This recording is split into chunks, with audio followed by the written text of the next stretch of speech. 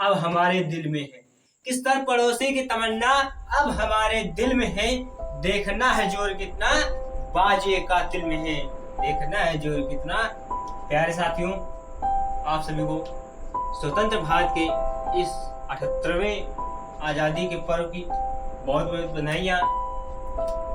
तो मैं अपने विचारों को शुरू करता हूँ 1931 की मार्च की उस एक रात के साथ, जब मात्र 23 साल का एक जवान स्वतंत्रता सेनानी, जिसको अंग्रेज पकड़कर जेल ले जाते हैं और उसे मौत की सजा सुना देते हैं। आप लोग समझ गए हैं मैं किस की बात कर रहा हूँ। और उसे मौत की सजा सुना देते हैं। कसूर केवल इतना था कि वो भारत को आजाद करवाना था और अंग्रेज कभी भी भारत को आजाद होता हुआ नहीं देखना चाहते थे। जब इस 23 साल के युवा नौजवान स्वतंत्रता सेनानी ने अपने देश के लिए, आजादी के लिए लड़ने के जुर्म में अंग्रेज जिसे फांसी की सजा सुना देते, तो फांसी के कुछ समय पहले इस युवक की मां मिलने के लिए मार्च 1931 की वो काली रात, उस रात चारों ओर का अंधेरा जरूरत से कुछ ज्यादा ही गहरा काला था और रोज रात की तुलना उस रात अत्यधिक सन्नाटा था। लेकिन इस सन्नाटे के बीच जेल के कोने में एक माँ और उसके बेटे के बीच वो आखिरी मुलाकात हो रही थी, वो आखिरी बातचीत हो रही थी जो हिंदुस्तान के आने वाले दिनों में एक तूफान लाने वाली थी। ये बातचीत सिर्फ शब्दों के आदान प्रदान की नहीं थी, ये बातचीत सिर्फ शब्दों के आदान प्रदान की नहीं थी, बल्कि एक माँ की ममता, धैर्य, साहस और एक जवान बेटे के बलिदान के संकल्प की कहानी थी।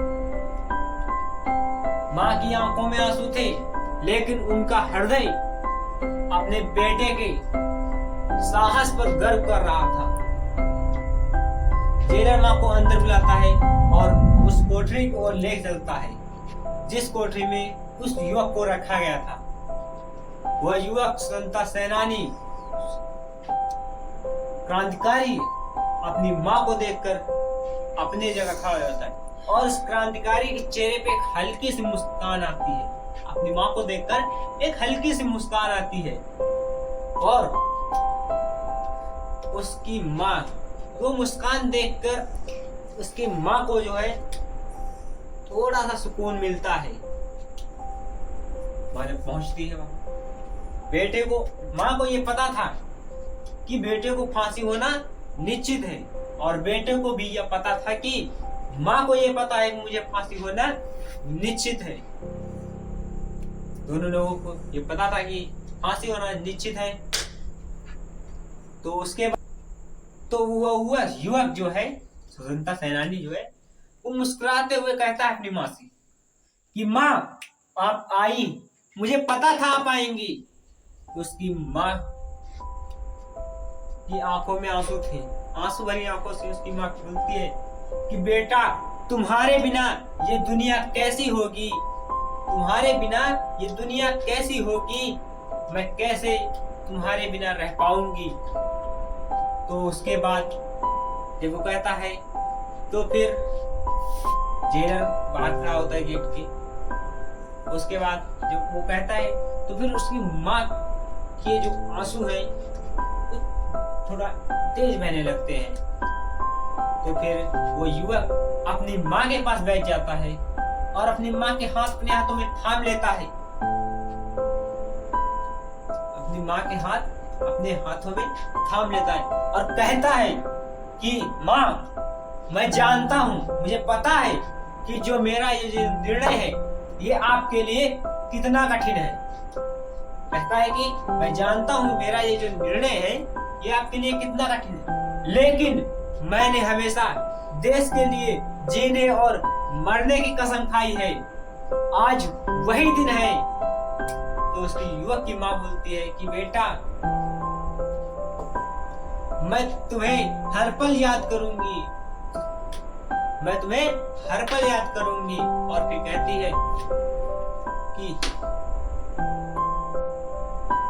और उसके बाद माँ बोलती, आंसू भरी आंखों में उसकी माँ बोलती है कि बेटा, मुझे तुम पर गर्व है, मुझे तुम पर गर्व है।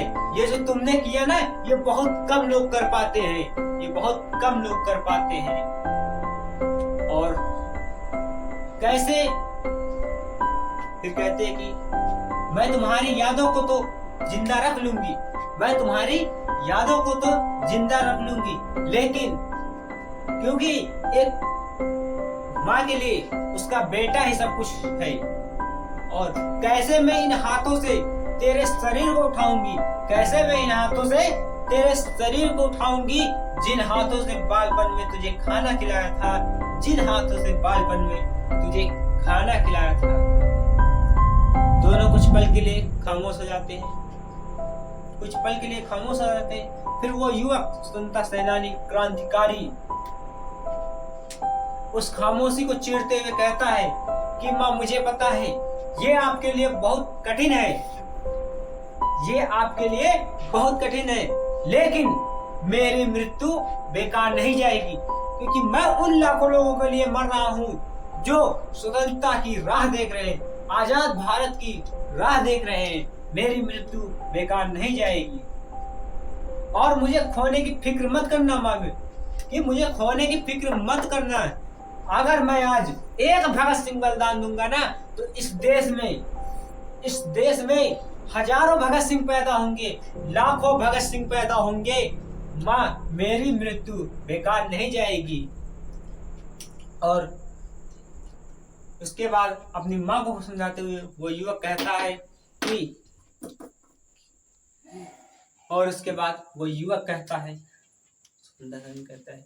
कि मेरा ये बलिदान एक दिन इस देश को आजाद कराएगा।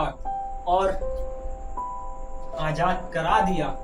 आज हमारा हिंदुस्तान आजाद है। खुली सांस में हम आज आबो हवा में सांस ले रहे हैं, जो मन है वो कर रहे हैं, कोई नहीं हम पर जोर दो है। लेकिन इसी भ्रष्टाचार में भी बहुत है इस देश में। और मैं अपने भाव से जो स्पीच तैयार किया हूँ, इसी में मैं जरूर बताऊंगा क्या भ्रष्टाचार है। तो वो भगत सिंह फिर बोलता है कि मेरी मृत्यु बेकार नहीं जाएगी, मेरा ये बलिदान एक दिन इस देश को आजाद कराएगा।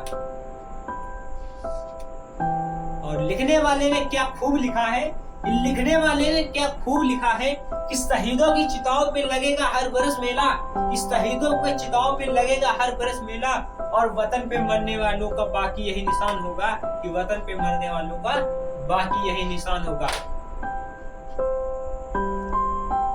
और उसके बाद कि 23 साल के भगत सिंह को हंसते हंसते फांसी पे चढ़ जाना मंजूर था, कि 23 साल के भगत सिंह को हंसते हंसते फांसी में चढ़ जाना मंजूर था, लेकिन उन्होंने कभी भी गुलामी में जीने कबूल नहीं किया, गुलामी में जीना कबूल नहीं किया। जय हिंद साथियों। तो अगले स्पीच में मिलते हैं। इसके लिए आप लोग पार्ट 2 जरूर देखिएगा, क्योंकि मैं लॉन्ग वीडियो